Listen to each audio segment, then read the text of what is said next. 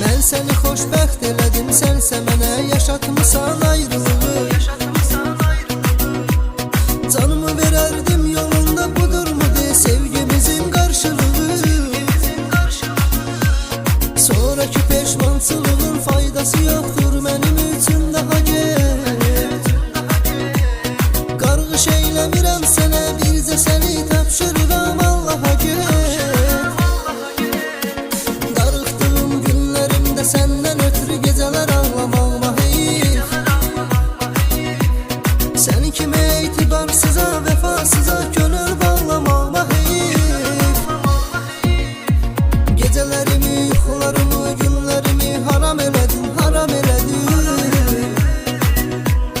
Dəyər verdiyim dəyərsiz insan üçün ürək bağlamağıma heyif.